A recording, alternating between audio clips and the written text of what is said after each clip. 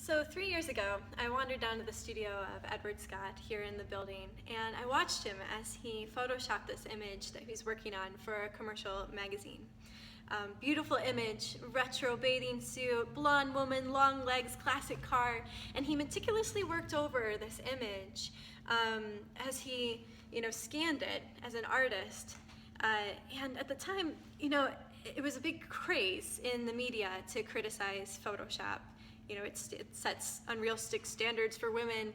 And I asked him, in regards to his own profession, what he thought with that trend and his work. And he said to me something that really stuck with me as we build out Mavis, that as an artist, his goal was to create an image where your eye did not stop anywhere.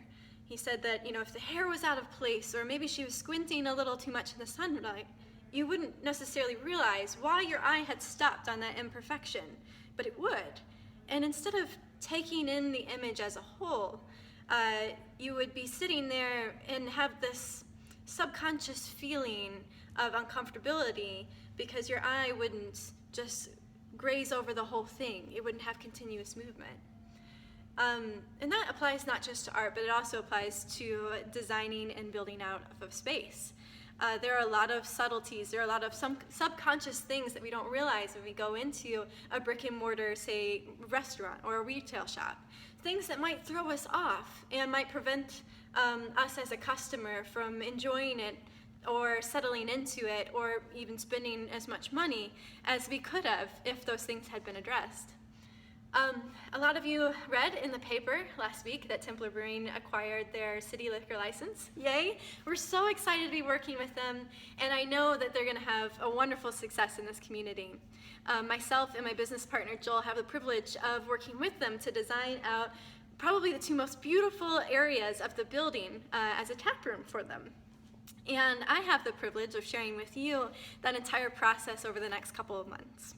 Now, some of this is going to be written so that you can just piecemeal parts of this information that you think apply best to whatever stage of business you're in right now. Other of this is going to be video updates so that you can actually see how these philosophies play out as we design and brand and build out the space. So today, it's just going to be kind of a quick tour of this really rough space and the very basics of where we're at right now to designing the space and the thought process that we're going to have to take it to the next step in the process. Here's a brief look around at the rooms that Templar will be building out in and operating in. Has a lot of wonderful natural assets, including this wonderful light, original floors, exposed brick. This will lead out to the patio that we'll be building out.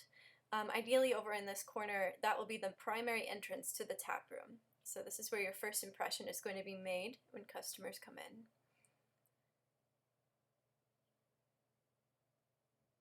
Over here we have the doors leading out to the main hallway outside of Mavis. That's my mom there on the side that you saw.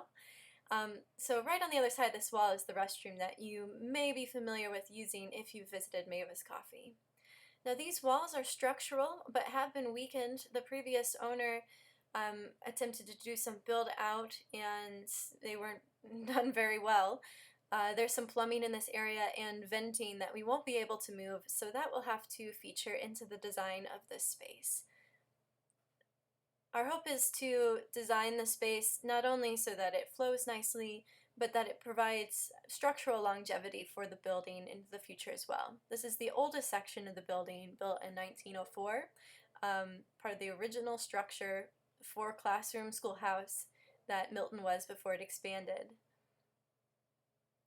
The total square footage of this space, I'm thinking, will be around 1,700 square foot. I haven't done the calculations yet. That doesn't include downstairs down this spiral staircase. There will be additional restrooms. There'll be 3 stalls for the gentlemen and 3 for the ladies. So while we will have handicap accessible restrooms on this floor through those double doors over there, there will be additional restrooms as well. There's so much to think about when starting a brick and mortar based business. If you're looking to open a cafe or a restaurant, you're probably thinking about inventory and equipment. You're thinking about plumbing, you're thinking about licensing and payroll. It's hard to focus on the end goal of the overall flow and feel of your business, but really that can be a make or break point. You've probably read online in those, self-professional enrichment articles about how you should fake it until you make it, or dress for the job you want, not the job you have. Well, the same is true when you open your doors for the first time. Your business needs to look like it's already a success, and there are a lot of little things that can be done in the planning to ensure that that's the case, and you ensure that your brand is well presented when people walk through the doors. Over the next couple of months, most of my updates are going to be written so that you can look through them and just glean the information that you think is most applicable to your business setting.